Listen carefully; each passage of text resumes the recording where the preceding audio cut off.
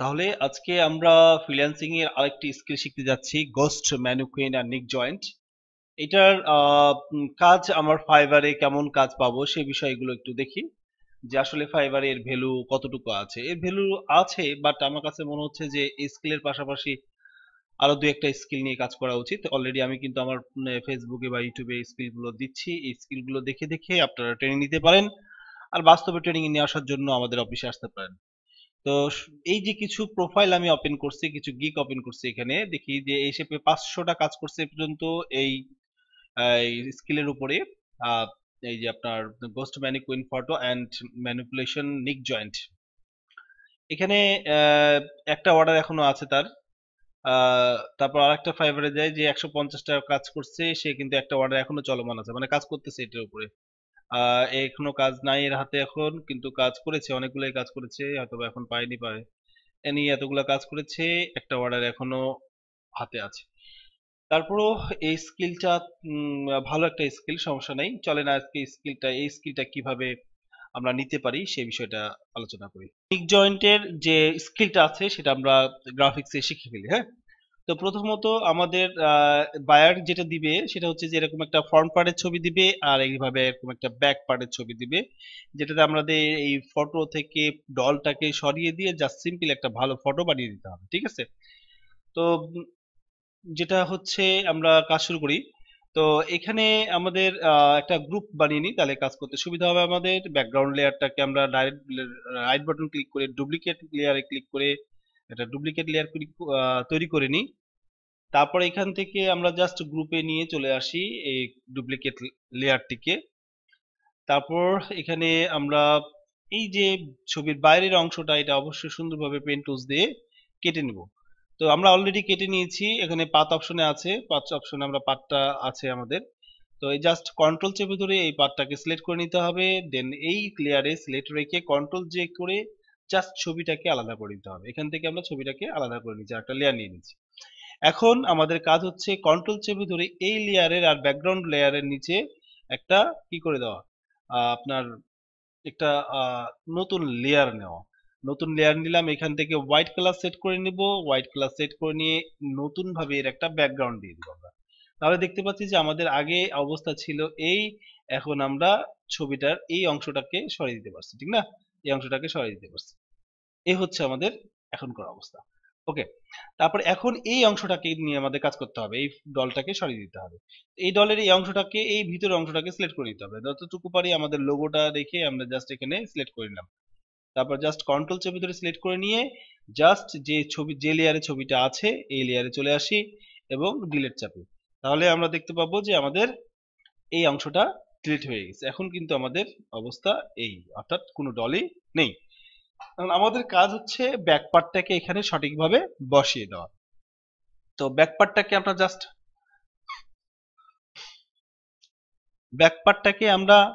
Back পার্টটাকে আমরা just চেপে ধরে নিয়ে এসে এই ছবির উপরে ছেড়ে দেব, ছবির উপরে ছেড়ে দিয়ে সঠিকভাবে বসিয়ে নিব।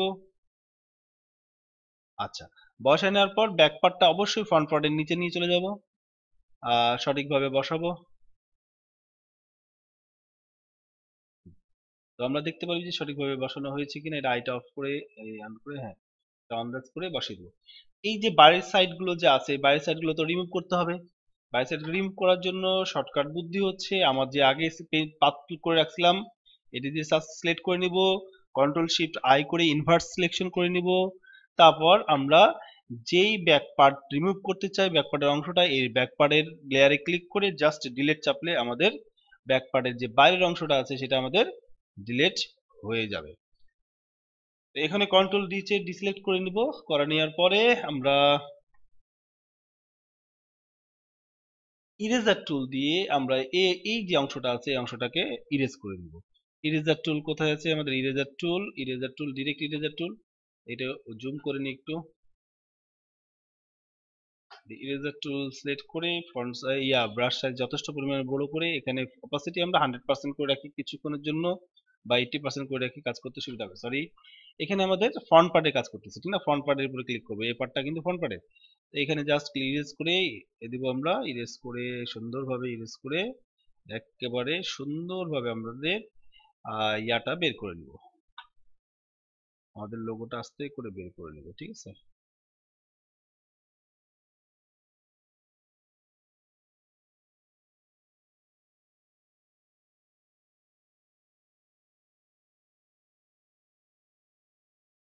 হান্ড্রেড পার্সেন্ট রেখে কাজ করি, এতটুকু 100% দিয়ে করার পর বাদ বাকি কিন্তু আমরা অপাসিটি কমাই দিয়ে কাজ করতে হবে, কারণ এখান থেকে যেন এই অংশ এমন ভাবে রিমুভ হয় যাতে ব্লেন্ড হয়ে থাকে আর কি। হ্যাঁ, এই জন্য আমাদের যেটা করতে হবে সেটা হচ্ছে যে এই অপাসিটি কমাই দিতে হবে। তাহলে যে 20% বা 28% এরকম রাখলাম, দিয়ে আমরা এখানে ইরেজ করলাম, ইরেজ করতেছি।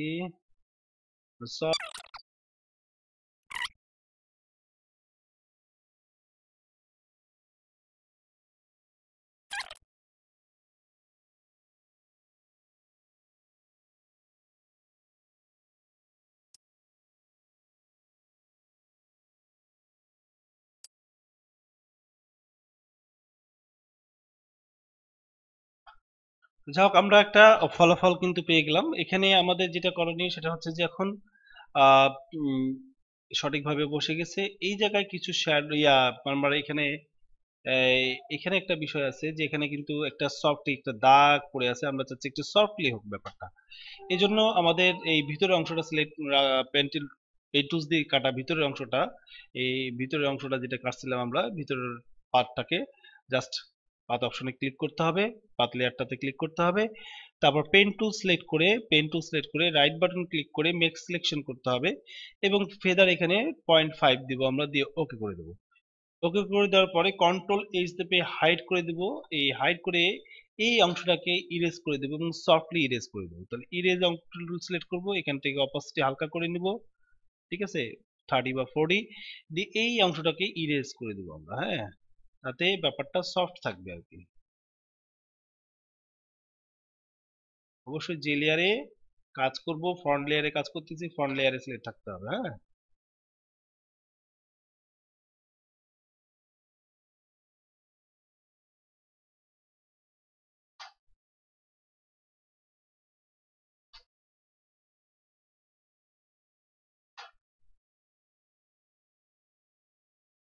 এখন যেটা আমাদের করণীয় সেটা হচ্ছে যে এখানে একটা শ্যাডো ভাব দিয়ে দিলে আরো সুন্দর লাগবে, এই ভিতরটাতে শ্যাডো ভাব দিয়ে দিলে একটা। তো এর নিচে ফ্রন্ট লেয়ার এবং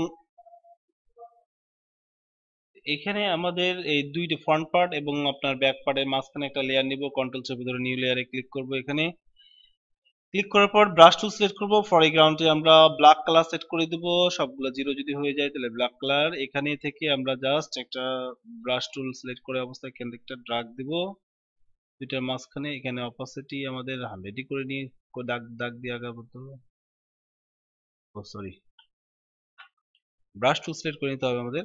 এখান থেকে অপাসিটি বাড়িয়ে নিয়ে বা 60% সমস্যা নাই, এখানে আমরা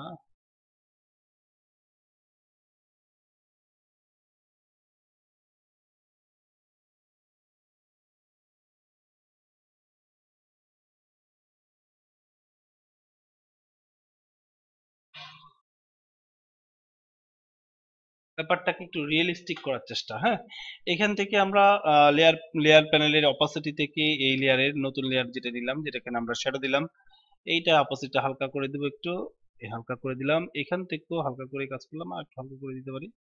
এই জায়গায় আমার একটা রিয়েলিস্টিক ভাব চলে আসলো, ঠিক আছে। এই জায়গায় আমার ছিল এই অবস্থা, এখন আমরা একটা রিয়েলিস্টিক ভাব নিয়ে আসতে পারলাম। ওকে, শ্যাডো দিয়ে এই হচ্ছে আমাদের নিক জয়েন্ট, যা একটা ভালো স্কিল ফাইবার বা ফ্রিল্যান্সিং সেক্টরে। এই স্কিলটা আপনার খুব ভালোভাবে হেল্প করতে পারে। আপনি এই স্কিল শিখে, এটা শিখে আপনি এটা শিখে কিন্তু আপনি ফ্রিল্যান্সিং এ কাজ শুরু করে দিতে পারেন, freelancer.com বা ফাইবারে কাজ শুরু করে দিতে পারেন নিক জয়েন্টের, ঠিক আছে। তো ভালো থাকবেন, সুস্থ থাকবেন, সুস্থ চিন্তা করবেন। আসসালামু আলাইকুম।